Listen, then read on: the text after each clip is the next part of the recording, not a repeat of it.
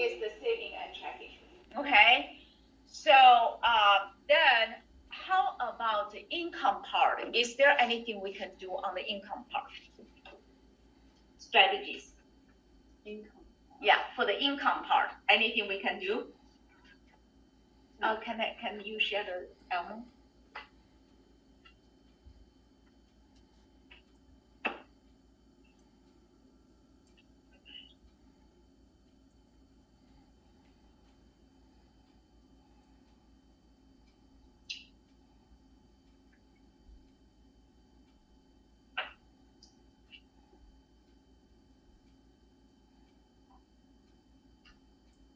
So for assets, we all know it's very easy. We just move from saving and checking to non-countable account.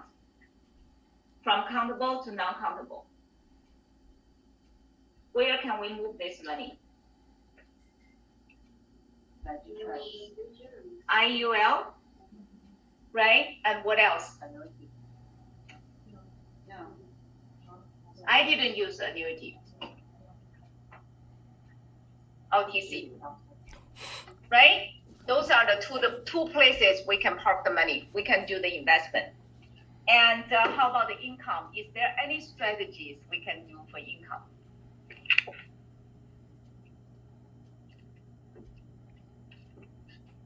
No? Okay. They can file Schedule C to do some business expenses, so we can enroll them as a member, right? So then they can file Schedule C. Member, Schedule C as a member. That's one strategy, right? So another strategy, he's a business owner. He's an older child already in college. Can he hire his child to do something? So pay to his children.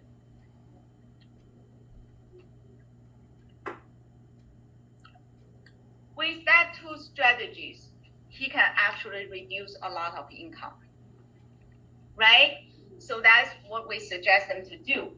So after that, after the strategies I implemented for him, so with those income, we do some adjustment. Of course, he has to pay, he has to do a legal document, the tax document, and everything needs to be, have like a record, right?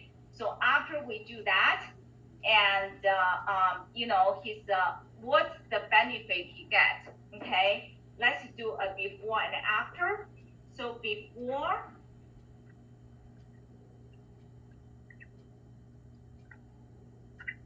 and after. Before, and his EFC was 65K. Okay. After we make all the adjustments, his EFC reduced to 40K. Okay, so with assets adjustment and income adjustment. And when I suggest them to pay to their kids, what happened to parents' tax? Lower, because child tax is lower. So tax saving on parents.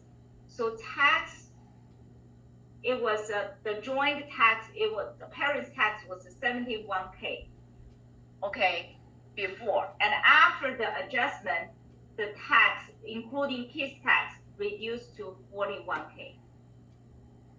Okay, so with that adjustment, of course, I worked that with the CPA on that too.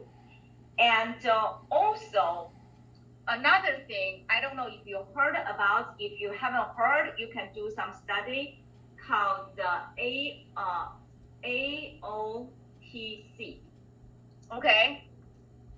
American Opportunity Tax Credit, okay? That's give to education. Before their AGI was too high to qualify that. After adjustment, they'll qualify that. So for qualify that is $2,500 per child per year. So the older child fight tax himself, he qualify that. The younger one qualifies through parents, so they qualify tax for $5,000 per year. Save tax. tax credit.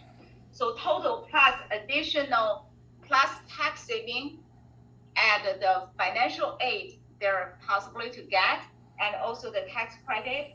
So yearly they're getting $55,000 more.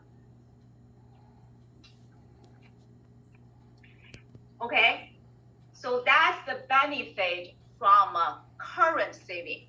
How about investment? So what we did, and this is we met with them in March 2021. This policy didn't go through until September 2021. So what happened? Right after we do the policy, the husband has to do the heart surgery. So it's a long delayed approval process. Okay. So, and he regret. He said, oh, I hope I know you early so I can get a bigger coverage. I can, it took a long time. It got denied. We fight for it. And David worked very hard on that. Finally, we are able to get a $500,000. I regret I applied less, but when we want to increase, the insurance company won't increase because he's too dangerous. Okay. So we got $500,000 for the husband, $500,000 for wife, because they don't have much insurance, only term life. So with the husband and wife, so the asset part, we removed that. We were able to get the insurance IUL $500 each for husband and the wife. So how much they pay? Total they pay. The husband paid $218K for 5 years. They have cash, right? So the wife pay $176K in 5 years. Okay. So then at year 30, of course you can go longer. Just look at year 30. At year 30, so the husband's cash value and is $831K and 31K. Wife's cash value is $677K based on very conservative evaluation. That's nationwide. So how much tax they're saving? 25%.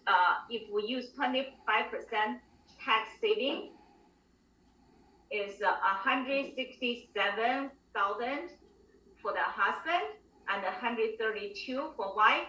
So total investment tax they save $300,000 in 30 years. Of course, if they longer, it will save more. So with that, I don't know. Can you see that? So basically, we help them annually save about $55,000, including tax and get more financial aid. That's a short term. In long run, investment tax, not saying we help them to reduce the market risk.